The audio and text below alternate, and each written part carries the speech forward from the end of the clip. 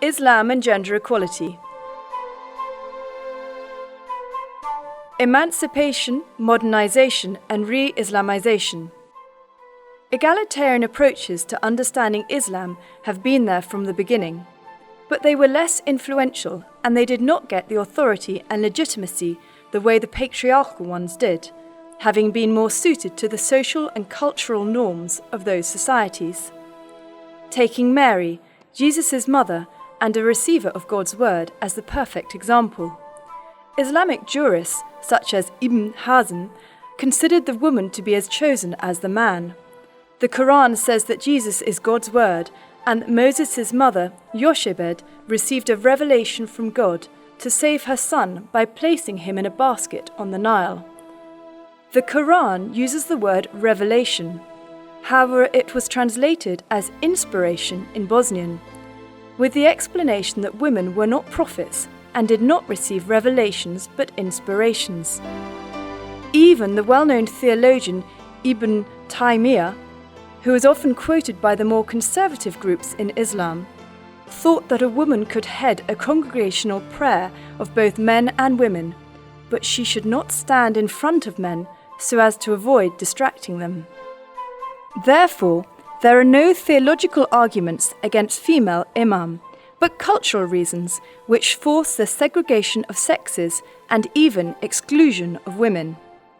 However, at the end of the 19th century, reforming ideas appeared in certain Muslim countries, such as Egypt, Iran, and Turkey, which demanded a redefinition of women's position in family and society and their inclusion in modern social trends. At the time, Qasim Amin, an Egyptian, wrote The Liberation of Women, which is considered the predecessor of Islamic feminism.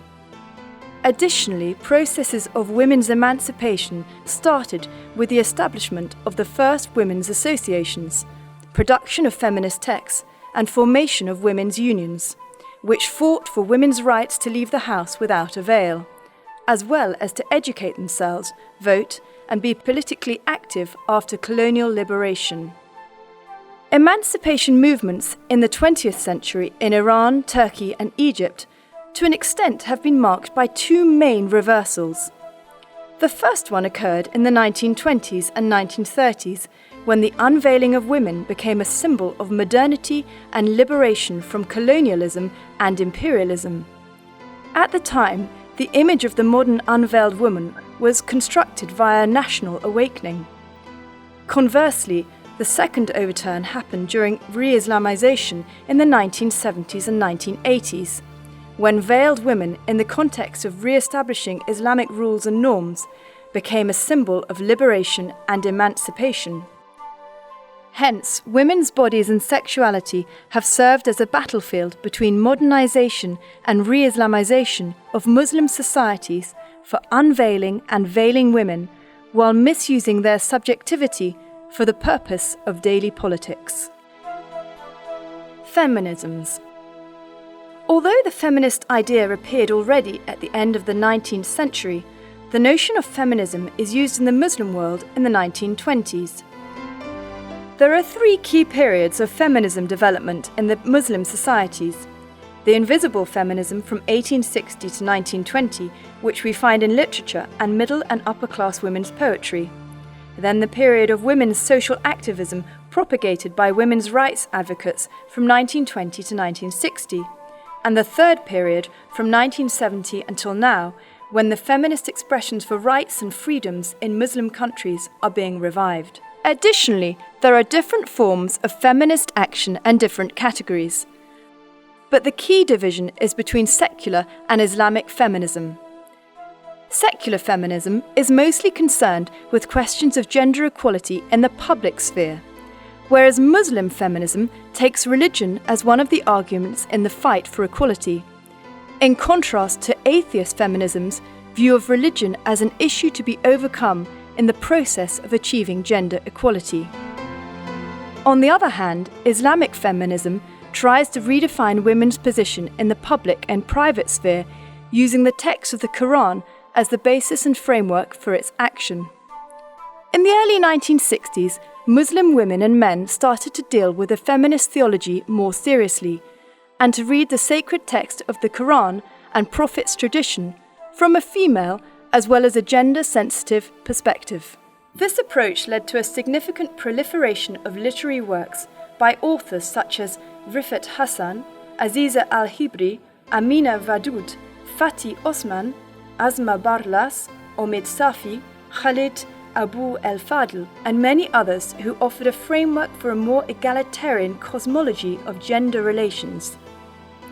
This cosmology stipulates a triad of God at the top and a man and woman on the same level below, inferior to God, obliged to work together on promoting good and competing in good deeds.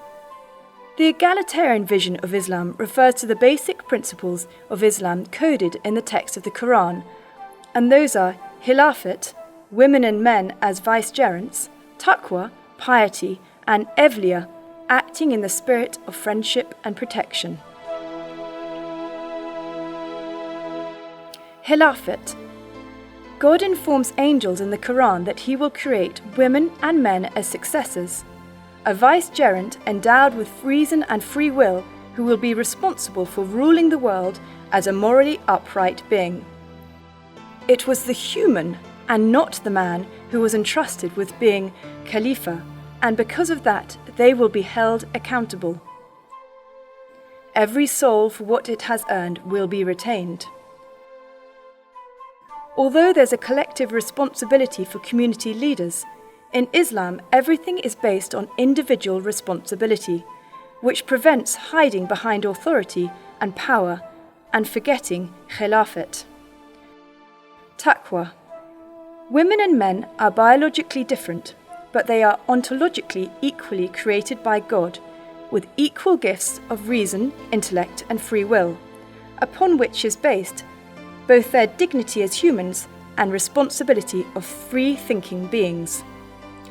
There are no differences in religion based on an identity, and the only differentiating criterion established by God for all human beings, not just Muslims, is taqwa, or piety. Taqwa represents the highest human level of consciousness, meaning that everything one does is done with the entrusted vicegerent in mind. Evliya, ethics of friendship and protection. There's a platform for collaborative work of women and men in the Quran, which encompasses almost all social and political activity in the verse 71 of the 9th Surah, Al-Tawbah. The believing men and believing women are allies of one another. They enjoin what is right and forbid what is wrong, and establish prayer and give zakat and obey Allah and His Messenger. Those, Allah will have mercy upon them. Indeed, Allah is exalted in might and wise. This verse opens the possibilities of creating responsible citizens who individually feel responsible for promoting good and preventing evil within the ethics framework of friendship, helping, understanding and respect, and not in the spirit of competition and opposing agendas and goals. The ethics of friendship cannot be conducted if there is discrimination, authoritarian rule, exclusion, and negating and reducing of women to their biological function of motherhood. Biological differences cannot be neglected, however, the primordial definition of humans as conscious and moral beings obligates women to act responsibly. Finally, we conclude that the egalitarian cosmology of gender relations insists on partnership because God created everything in pair, even men and women, in order for them to find peace with each other. If gender relations are seen within the framework of vicegerency, moral uprightness and friendship ethics, then the questions of marriage, sexuality, inheritance and testimony are regulated by viewing women and men as equal partners.